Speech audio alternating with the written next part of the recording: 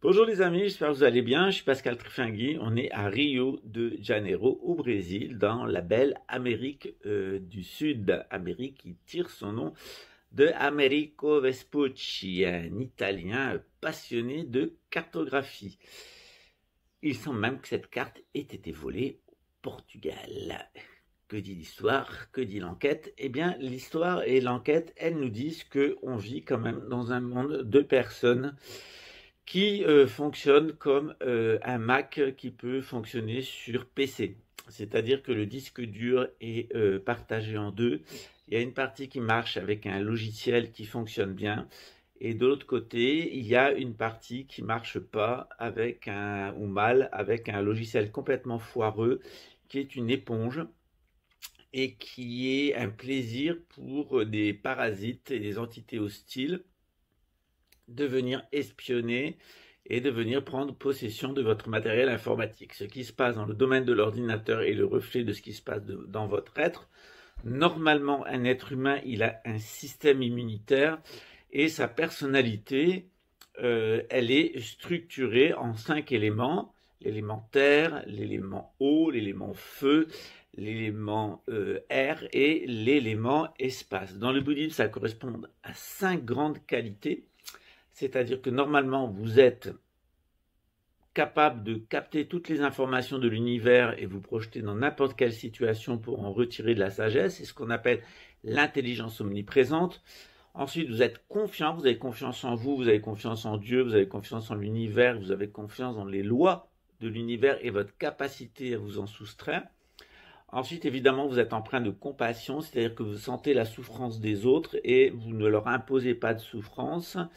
Et quand ils souffrent, eh bien, vous leur venez en aide. Ensuite, vous êtes clair sur ce qui vous êtes, ce que vous voulez faire, etc. Et ensuite, vous êtes équanime. Bien, vous savez que tout ça n'est qu'un grand jeu divin, un grand jeu cosmique, et que service divin, service divin, à un moment, ça prend fin, et que en réalité, ben, tout ça, c'est une grande illusion qu'on appelle en Inde, dans le bouddhisme comme dans l'hindouisme et dans les autres religions de l'Inde, la Maya, l'illusion. C'est Isis, le voile d'Isis. Chez les Égyptiens, le voile de la Vierge Marie. Dans le christianisme, c'est-à-dire eh bien l'illusion sensorielle dans laquelle nous vivons et qui nous cache que le monde eh bien, est fait d'énergie, de particules, d'énergie noire et de particules noires. Nous dit la science, dans le bouddhisme, on dit 5 éléments. Or, il arrive que quelquefois cet ensemble il fonctionne mal et on va développer des personnalités multiples. La première de ces personnalités multiples, c'est que sur notre nature spirituelle fondamentale ou nature Bouddha, va venir se poser un ou plusieurs imposteurs. C'est ce qu'on appelle l'ego. Or, généralement, on développe un type d'ego, mais il y a des personnes qui développent plusieurs types d'ego. C'est ce qu'on appelle les personnalités multiples ou troubles dissociatifs de l'identité, TDI, c'est à la mode. Pourquoi? Parce que l'hypnose synthétique et l'entrée de la conscience humaine dans des schémas de fonctionnement qui sont proches de ceux qui sont liés à l'informatique fait que, eh bien, comme le disait Yuval Harari lui-même, eh bien, vous êtes hacké, on vous contrôle. Et qui vous contrôle? Eh bien, c'est les services de psychotronique. Et qui travaillent dans les services de psychotronique, des malades mentaux sous troubles dissociatifs de l'identité. C'est pour ça que ça fonctionne. C'est-à-dire que la psychotronique ne peut fonctionner que parce qu'elle va recruter dans les services de psychotronique et pour animer ce matériel, ce programme, des personnes qui viennent de milieux traumatisés, de pédocriminels, de gens qui étaient liés à la sorcellerie, l'alcoolisme, et le cannibalisme et le darwinisme social. Et ces gens-là qui souffrent de troubles de l'identité vont pouvoir développer deux personnalités. Leur personnalité de tous les jours, ils sont passés pour des policiers, des militaires, et leur personnalité lorsqu'ils utilisent le matériel psychotronique, où ils sont les pires, des abrutis, des salopards, des psychopathes, des tarés, des vicieux, des anormaux. Et là, vous êtes vraiment dans les bas-fonds de l'humanité. Sur notre projet, on a eu 5 cas de personnes au total qui souffraient de troubles dissociatifs de l'identité extrêmement profonds. C'est 2 femmes et 3 hommes.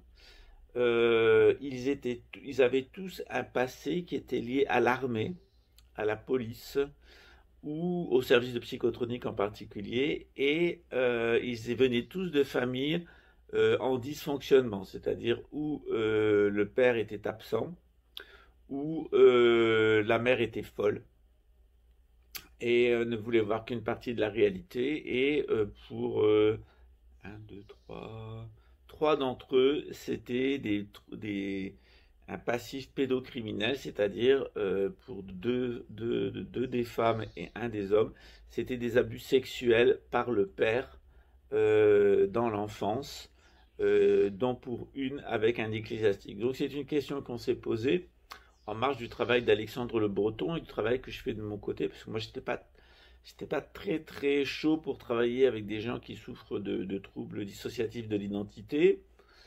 Je suis arrivé à intervenir dans ce domaine-là parce que je sais que c'est un effet de la psychotronique, c'est-à-dire que la psychotronique développe des TDI. Je l'ai vu plusieurs fois en prison, c'est-à-dire que les psychotronistes vont donner une nouvelle identité à la personne qui est victime de la possession démoniaque, puisqu'il n'y a pas d'autre mot, par l'identité synthétique, et la personne va développer un autre personnage. Et souvent, cet autre personnage, dans certains cas très graves, va être complètement coupé, non seulement du réel, mais des autres personnages. Un peu comme dans le film Split, Fragmented. Alors, on le voit par exemple dans un infâme abuseur sexuel qui a abusé sa fille pendant une quinzaine d'années, et ce qui l'a amené d'ailleurs à commettre des infanticides. C'est-à-dire, c'est quelqu'un qui vous regarde droit dans les yeux et qui ment, comme un arracheur de dents, sur son passé, sur le passé de la famille, sur ce qu'il est, etc. Et il a un geste qui est assez caractéristique, que j'ai pu longuement observer au tribunal, c'est qu'il fait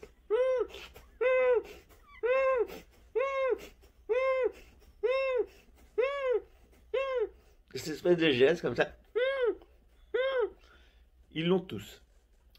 Donc, quand vous trouvez une personne qui a ce genre de comportement avec ce gimmick, hein, c'est une torsion en fait au niveau de la colonne vertébrale. J'en ai discuté il y a quelques années avec un acupuncteur pour lui demander à quoi ça correspondait. Il m'a expliqué qu'en réalité, pour lui, une personne qui souffrait d'un trouble dissociatif de l'identité, c'est une personne qui, sur la base de sa colonne vertébrale, peut avoir plusieurs êtres subtils. C'est-à-dire qu'il y a des duplicata d'êtres en lui, et selon la torsion qu'il va faire dans sa colonne vertébrale, il apprend à passer d'une personnalité à l'autre. Il peut être très très convaincant dans la personnalité multiple qui s'exprime, c'est-à-dire ça peut être complètement cohérent, etc., etc. Mais il y a un certain nombre d'indications dans les yeux, dans le mouvement du corps, dans la colonne vertébrale, et puis quand on connaît les faits, qui font qu'on s'aperçoit qu'on est face à des gens qui souffrent, hein. C'est des grands malades mentaux. Alors, quelqu'un qui souffre d'un trouble dissociatif de l'identité, c'est pas très très grave en soi. Rituellement d'ailleurs, dans les sociétés traditionnelles, on utilise les gens qui souffrent de TDI pour manifester des choses de l'environnement, c'est-à-dire que lorsque l'individu est là, vous le voyez d'ailleurs dans les exercices de Rokia, l'individu peut être amené à servir de véhicule à des entités subtiles qui sont dans l'environnement et qui vont s'exprimer à travers lui. Voilà. Alors généralement, comment est-ce que ça se passe? C'est-à-dire que la personne qui souffre de TDI, elle peut entendre des voix à l'extérieur, et puis ensuite, elle peut littéralement être incorporée. Bon, il y a un cas très célèbre qui est le cas de Jeanne d'Arc. Donc Jeanne d'Arc, elle entendait des voix, et Jeanne d'Arc, elle avait une force surhumaine et une capacité, un charisme qui était fou. Puis quand elle revenait à elle-même, elle était une toute autre personne, complètement humble, complètement gentille. Alors il y a toute une légende qui tourne autour de Jeanne d'Arc. Est-ce qu'en fait est-ce qu'elle était véritablement une femme, ou est-ce qu'elle était un homme, ou est-ce qu'elle était un hermaphrodite, hein? Pourquoi est-ce qu'on la voit mariée? Est-ce que c'est un mythe politique? Est-ce qu'après, effectivement, elle se marie? Est-ce qu'il s'agit de sa sœur? Est-ce qu'il s'agit d'elle? Il y a toute une mythologie qui tourne autour de Jeanne d'Arc. Mais le fait est, c'est que la légende de France s'est formée autour de ce personnage mythique, et elle disait elle-même être incorporée par l'archange Michael. Alors ce genre de processus et de procédés, moi je les vois ici dans le candomblé, dans ces religions afro-brésiliennes. Il y a un personnage en particulier qui correspond à Michael, qui est Ogum. Et Ogum, il est... il y a Shango aussi. Hein. Ogum, il est le dieu de la planète Mars, et c'est un dieu guerrier qui... Et puis il y a Shango. Shango, c'est un empereur. C'est un personnage historique. Shango, c'était l'empereur d'Oyo. Et lui, il correspond, dans les fonctions qu'il a, à l'archange Michael, hein, puisque c'est lui qui manipule eh bien, l'éclair céleste, hein, qui peut frapper les personnes. Il y a toute une mythologie d'ailleurs au Bénin et en Côte d'Ivoire et au Togo, qui sont les lieux, cette partie de l'Afrique noire dont sont originaires les religions afro-brésiliennes, en particulier celle des Ogum, qui ensuite a donné les ancêtres glorieux, qui ensuite va donner le vaudou, donc les vaudoum ou Ogum, qui vont donner le vaudou, la santaria, le candomblé et l'umbanda ici à Rio de Janeiro, qui est un mélange de religions africaines et de religions indiennes. Alors, effectivement, ça pose question. Moi, j'ai jamais caché que j'étais un pratiquant de l'Umbanda, du candomblé, que j'ai incorporé Eshu Kavera. Alors, qui Eshu Kavera, ça fait paniquer Jabba Gawan Sailor de Babylone d'Ecolite.fr, qui n'a rien compris à l'ésotérisme et qui n'a rien compris aux religions en règle générale, c'est un juif apostat qui butait sur le rejet de sa propre tradition spirituelle. Mais cette tradition des Ogum, elle est assez importante ici au Brésil. Et Eshu Kavera, il correspond à Mercure. Alors de quoi il s'agit? En réalité, il s'agit de génies planétaires qui, à un moment ou un autre, peuvent s'exprimer à travers une personne pour délivrer des messages. Alors, cette délivrance de messages à partir de génies planétaires, elle existe dans toutes les traditions spirituelles. Dans le judaïsme, ça correspond à Gabriel, Michael, etc., Uriel, etc., qui sont les 5 grands anges, ou plutôt génies planétaires. Vous trouvez ça chez Franz Bardon, par exemple. Et on les retrouve dans la vision du trône céleste d'Enoch, de Saint Malachie aussi, et de différents patriarches, y compris dans l'Apocalypse de Saint Jean, où ce sont les 4 vivants avec 1000 yeux sur leurs ailes qui chantent les louanges du Seigneur qui est assis sur son trône.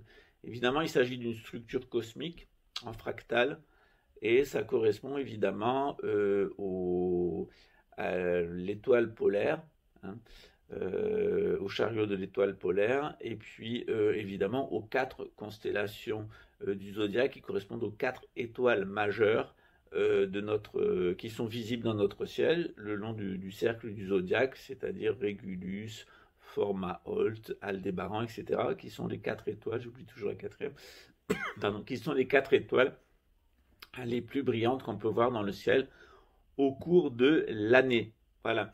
Donc, on est dans une structure véritablement cosmique, et puis cette expression cosmique, elle va s'exprimer à travers des grandes figures totémiques, des grandes figures astrologiques, des grandes figures archétypales, dirait Jung, c'est-à-dire des choses que l'on sent battre dans le ciel et qu'on sent battre en soi, notamment lorsqu'on utilise le rythme des tambours pour se mettre en transe. Ce dont il s'agit maintenant, c'est ça en mode pathologique. Donc là, je viens de vous expliquer le mode spirituel. Et il y a le mode pathologique, et c'est ce qu'on va voir après le générique. Yeah, salve teu pai, Taraguaté Tupã, Acoa MC. Yeah, toquei reverso que teu que tem, Maturimba bem preservado, Mianga Amanu Shoto, que regoia.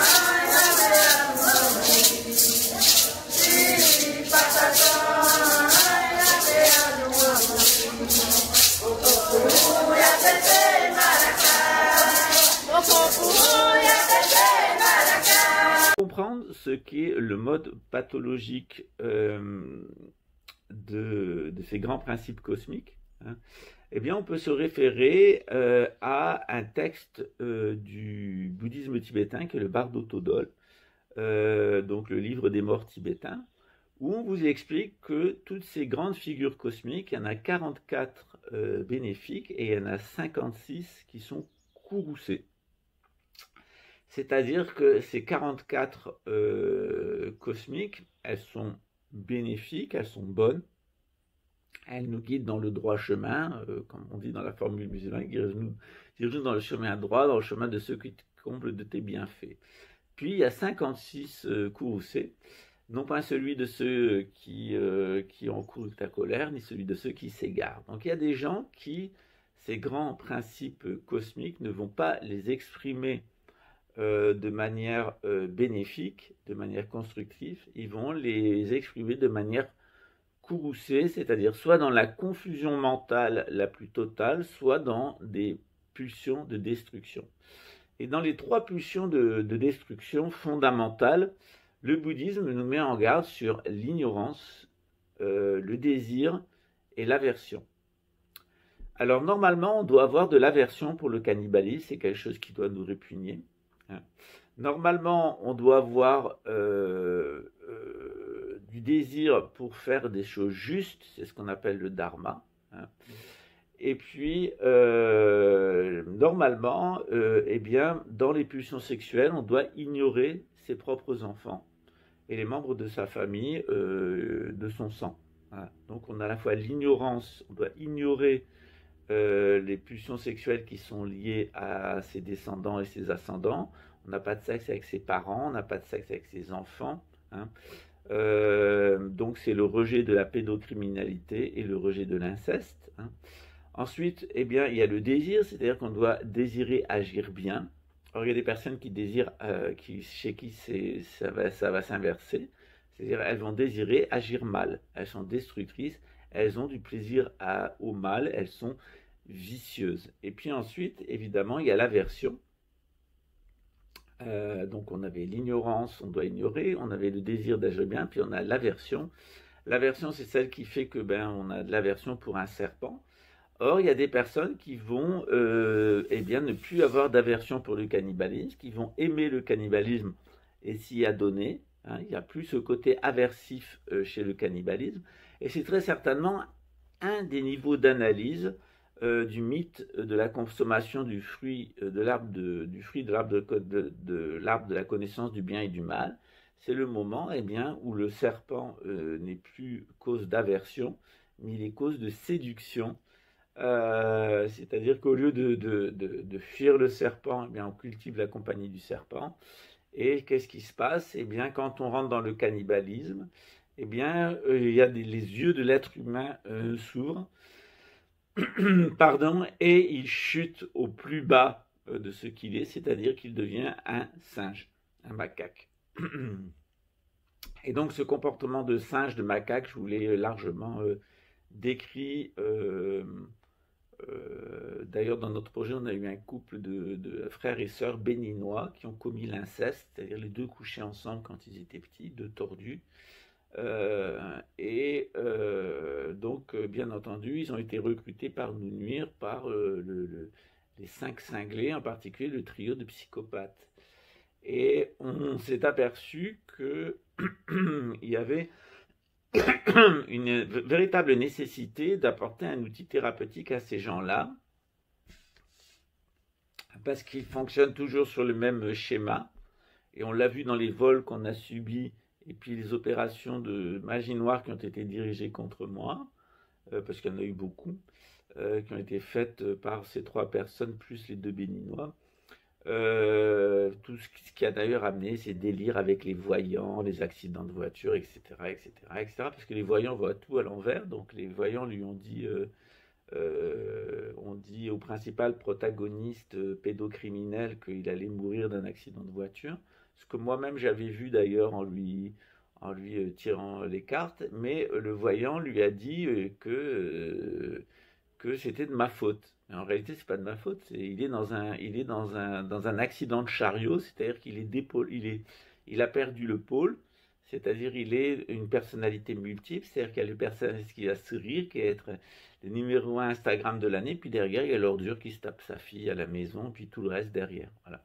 Donc c'est des personnalités multiples, il y a un côté bénéfique qui est très investi dans le domaine social, puis il y a un côté complètement satanique, complètement courroucé, qui est à la maison, c'est l'ordure qui se tape sa fille, qui se tape sa femme, enfin le tyran domestique, etc. Et c'est souvent le cas chez les pédocriminels, ils ont un visage extérieur social qui est formidable, et puis ils ont, quand on les connaît dans l'intimité, on s'aperçoit que c'est les pires des ordures, des vicieux, des psychopathes, manipulateurs.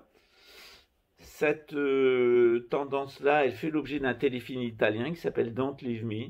Hein. Et ce téléfilm italien met en scène l'histoire d'un réseau pédocriminel animé par un type qui a l'air très bien, sous tout rapport, sympathique, etc., mais qui souffre de troubles de l'identité. Donc il y a une identité multiple et dont un de ses alters est l'animateur d'un réseau pédocriminel de trafic d'enfants.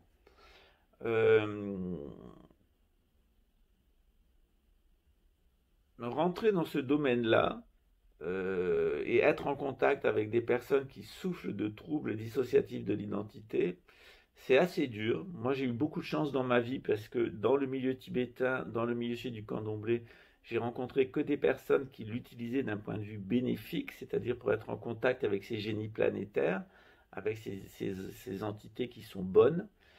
Mais j'avais jamais été en contact avec des membres de réseaux pédocriminels, avec des satanistes, des incestueux, etc., etc. Et donc, par rapport à un certain nombre de personnes qui sont arrivées sur notre projet, je suis rentré dans l'égout, dans le trou de lapin. Et donc, c'est des gens qui sont à vomir. Hein. À tous les niveaux, ce sont des gens qui sont à vomir par leur duplicité, par leur schizophrénie, par la dichotomie entre le personnage public et le véritable personnage. Alors cette tendance à développer des identités multiples, elle est très présente chez les juifs. Pourquoi? Parce qu'il y a beaucoup d'exigences morales chez les juifs, les exigences morales sont extrêmement fortes, et donc de temps en temps, il y a des gens avec qui ça rate, c'est-à-dire que la personne n'est pas sincère dans le respect de la Torah, et elle va développer une double identité, c'est-à-dire à la fois une identité où elle va se conformer à la loi, puis donner un visage social, puis il peut avoir un envers du décor avec un autre personnage qui est la réplique en mode satanique. Or, on s'aperçoit dans l'avènement du monde moderne que les Édomites ont particulièrement affectionné nouer des accords avec des juifs qui avaient apostasié le judaïsme et qui étaient passés du côté obscur de la force. C'est Einstein, c'est Freud, c'est Jung, etc. C'est toute cette clique-là de Khazars qui ont apostasié les lois exigeantes et morales du judaïsme et qui ont profité de la supériorité intellectuelle des juifs et de toutes les connaissances qui viennent de la Kabbale et de l'Égypte et de Sumer pour en réalité devenir des espèces de savants fous, des apprentis sorciers qui vont faire rentrer les gens dans le domaine préternaturel, c'est la bombe atomique, ou dans le domaine de l'inconscient, c'est ce qui s'est passé avec Freud, Jung et compagnie, ensuite avec Reich, avec ces histoires de cuirasse, d'orgon, etc. C'est des gens qui sont descendus dans ce qu'on appelle traditionnellement les bourbiers cosmiques, et qui font que l'humanité devient une espèce de théâtre de divinités courroucées, c'est-à-dire des espèces de dieux qui vont s'agresser les uns les autres, et qu'actuellement, dans l'hémisphère nord, c'est le jeu des divinités courroucées. Donc on a des faux dieux, Vladimir Poutine, Xi Jinping, Joe Biden, Emmanuel Macron et bien d'autres. Et tous ces faux dieux, ces pompeurs de vitalité, ces gens qui nous épuisent par l'impôt, par les dettes, qui épuisent l'environnement, qui épuisent l'humanité, qui sont destructeurs, qui veulent le pouvoir à tout prix, ne sont pas capables de s'entendre entre eux, et puis vont au conflit les uns avec les autres. C'est ce qu'on appelle dans le bouddhisme la mentalité asuras, pompeur de vitalité, et qui fait l'objet dans l'hindouisme d'un très joli texte qui est le texte de la Bhagavad Gita où il y a Krishna, le dieu du salut, hein, le dieu sauveur du maintien qui est sur un char avec Arjuna, un guerrier, celui qui est très blanc, qui a la face de lune. Et puis ensemble, ils vont aller à la guerre bien, contre les humains qui se sont laissés posséder par les tendances destructrices et par les démons qui ont développé des identités multiples. Ces fameux blancs en question, c'est évidemment les Indo-Européens, c'est-à-dire les Édomites, ce que Hitler appelait les Aryens, c'est-à-dire une bande de psychopathes chez qui les gènes néandertaliens dominent leur comportement et qui sont portés vers l'inceste, la pédocriminalité, les drogues, la sorcellerie, les contre-rituels et évidemment le cannibalisme, c'est-à-dire autrui est vu comme sur le mode de la prédation. Voilà, c'est vraiment le système de la razzia. Donc, on retrouve dans toutes nos sociétés traditionnelles un espèce de guide de comment se comporter, comment être une personne bénéfique et comment éviter d'être une personne courroucée, une personne colérique. Et comme je vous le disais au début, il y a ce comme ça qui revient avec une torsion de la colonne vertébrale, qui est le moment en réalité où en bloquant son énergie interne, son flux subtil au niveau de la colonne vertébrale, le schizophrène ou la personne qui souffre de troubles de l'identité, va passer d'un personnage à l'autre. Voilà. Donc, on a fait quelques vidéos qui sont assez intéressantes quand la page sera tournée des procédures judiciaires. On vous montrera des vidéos et des photos du pédocriminel sataniste avec les deux cinglés. Et vous verrez, on vous expliquera dans le détail comment ça fonctionne, etc. Pour nous, c'était un peu difficile parce que c'était une plongée, on n'était pas du tout... on savait qu'on allait se faire attaquer, pardon, mais... Pardon, on savait qu'on allait se faire attaquer, mais on savait et que ça viendrait du sous-sol. On savait que ça passerait à travers des personnes, particulièrement des gens qui ont un profil d'édomites et de khazars, c'est-à-dire des juifs apostats et puis des blancs d'origine sémitique. Et on ne savait pas à travers qui ça passerait, et puis que quelqu'un les laisserait rentrer. Voilà. Mais c'est assez intéressant, ça nous a permis de mieux comprendre ce qu'est la non-dualité, ce qu'est la dualité, ce que sont les Édomites et les Khazars, de l'avoir en vécu. Vous l'avez vécu en même temps que nous.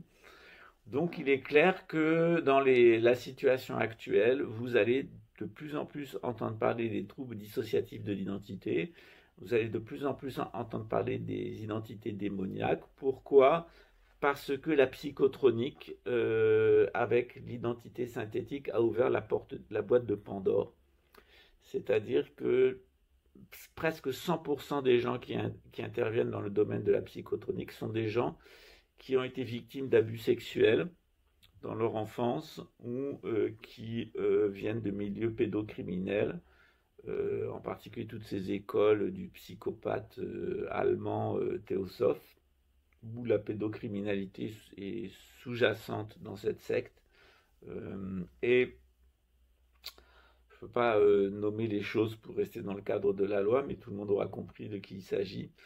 Et dans ces sectes-là, ils adorent les Édomites, ils adorent les Khazars, c'est-à-dire des blancs stupides avec des comportements de néandertaliens, et puis surtout des personnes qui viennent des milieux talmudistes et qui ont apostasié pour développer une carrière infernale, notamment basée sur la musique dissonante, et puis les textes à caractère satanique, et tout ce qui est lié au monde horrible et verdâtre de l'entre-deux, hein, de la vie schizophrénique, la vie de ces hôpitaux psychiatriques où les gens alternent les drogues légales, les drogues illégales, avec des psychiatres qui les font descendre véritablement dans leur caverne intérieure et toute leur représentation tordue et erronée des choses. Alors, aller dans la caverne pour se faire un trip hallucinatoire, c'est ce qu'on fait quand on va voir un film au cinéma, c'est ce qu'on fait quand on va recevoir une initiation dans une caverne, sauf qu'il faut retourner à la lumière du jour. Et il y a certaines personnes qui restent dans la salle de cinéma, c'est-à-dire ils restent perchés. Moi, je suis toujours surpris de voir que les gens ne connaissent pas la mythologie et ne connaissent pas leur religion. Par contre, ils connaissent par cœur Jabon Banania, Vaigné s'est gonflé, et toutes sortes de trucs que j'apprends parce que moi j'ai été élevé sans télévision. Et quand je vois notamment sur notre groupe WhatsApp l'imprégnation des étudiants et des intervenants par la télévision, la publicité, le cinéma, etc., et que ça correspond à leur univers mental, ils sont véritablement enfermés dans une caverne psychique. Alors de temps en temps, je l'utilise pour vous faire rire. Au début, j'ai beaucoup utilisé les moustachus de l'histoire du cinéma, Charlie Chaplin, Magnum, pardon, Freddie Mercury. C'était des clins d'œil évidemment scénographiques que j'ai utilisé parce que j'ai été très marqué par l'attitude d'un lama tibétain qui était venu Et ce lama tibétain, il avait passé plusieurs mois, 6 mois, tous les mois d'automne et d'hiver, jusqu'au début du printemps, dans sa chambre. Et dans sa chambre, eh bien, il s'était adonné à un exercice assez que j'avais trouvé assez rigolo.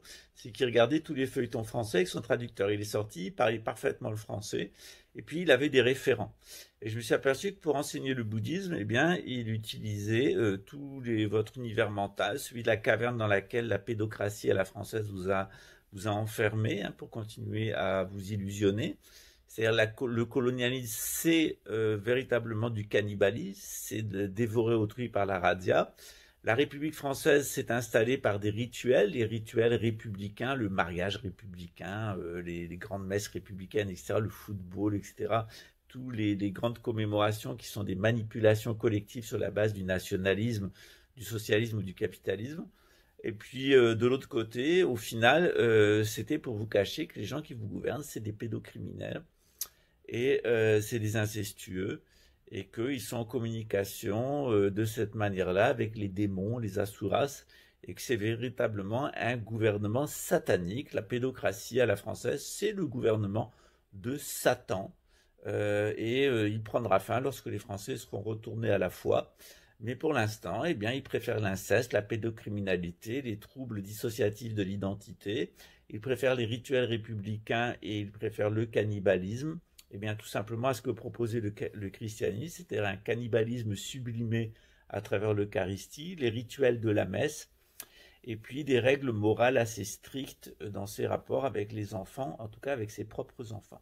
À partir du moment où on s'émancipe du christianisme en Occident, on redevient un édomite, et à partir du moment où on s'émancipe du judaïsme, eh bien, on redevient un khazar. Alors ça, c'est pour les gens qui ne sont pas autochtones de l'Europe.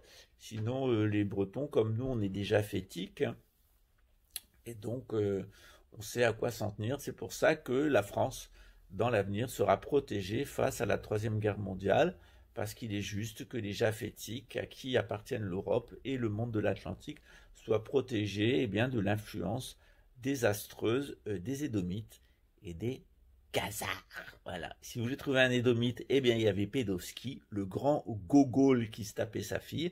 Et puis, il y a le Khazar, c'est-à-dire la grande folasse des Juras, celle qui, sur des rythmes dissonants, vous rappelle les grands standards du satanisme et haït tout ce qui a un caractère traditionnel, d'où sa haine paranoïaque contre moi, puisque moi, il n'y a pas plus traditionnel que moi.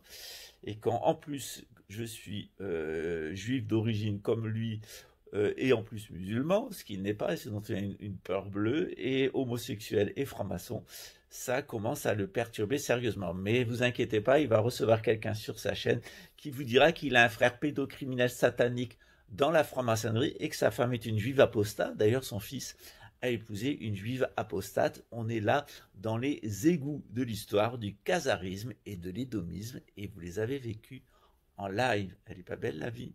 Merci Gérard. Ciao. Bonjour les amis, j'espère que vous allez bien. Je suis Pascal Trefingui. On est à Rio de Janeiro au Brésil, plus exactement dans la ville de Paraty, dans l'état de Rio de Janeiro, parce que Rio de Janeiro c'est à la fois un état et à la fois une ville.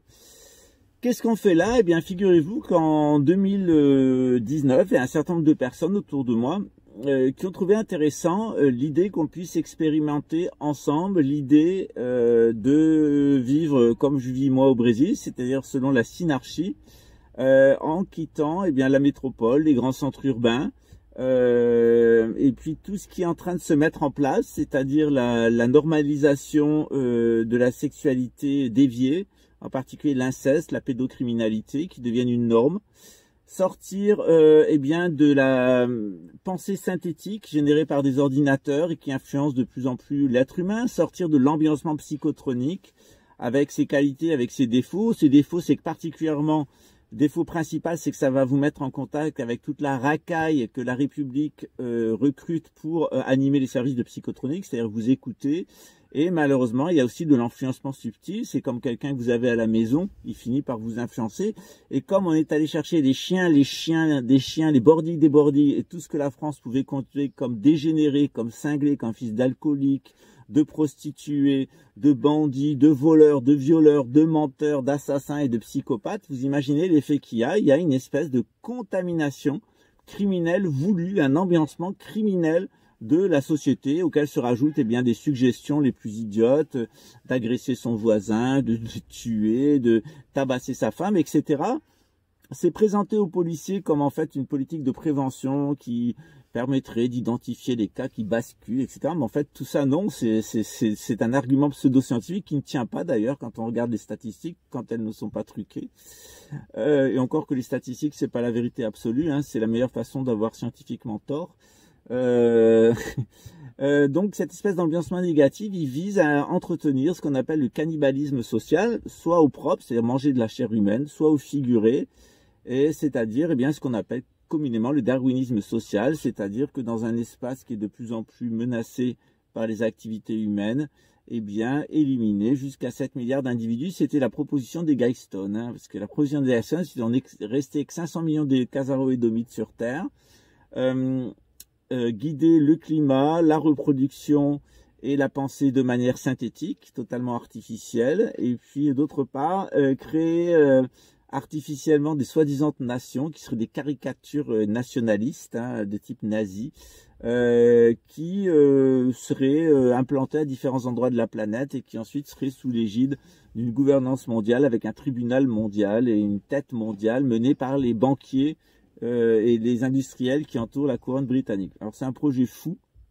c'est le projet que vous avez pu observer à l'ouverture des Jeux du Commonwealth à Birmingham en Angleterre, qui ont été ouverts par le prince Charles Windsor, Saxe-Cobourg-Gotha en réalité, c'est un Allemand d'origine comme tous les Windsor, et son poney, c'est-à-dire sa maîtresse de longue date, puisqu'il y avait une personne de trop dans leur mariage, nous disait la pauvre et feu Lady Diana Spencer, qui elle était de la famille légitime de la couronne britannique, contrairement aux imposteurs et aux usurpateurs Windsor, qui ont été mis en place par la City of London, allant chercher des parents de la famille de Guillaume d'Orange. C'est vrai que ça remonte un petit peu loin, ça remonte à après ce qui a été la Révolution française pour l'Angleterre, c'est-à-dire la révolution des têtes rondes d'Oliver Cromwell. Ce que vous êtes en train d'expérimenter actuellement, c'est le pic, hein, qui va aller croissant jusqu'en 2024, qui sera les Jeux Olympiques de Paris, qui devrait être célébrer la fête universelle du jupitérianisme, hein, c'est-à-dire du moment où l'humanité va se prendre la foudre sur la gueule. Et c'est d'ailleurs la séquence d'ouverture d'ailleurs de ces Jeux inter-Commonwealth, c'est en plus une pluie de météorites s'abattant sur la Terre et menaçant l'humanité. C'est d'ailleurs ce que disaient les Guidestone, puisqu'elles étaient destinées à une humanité post-apocalyptique.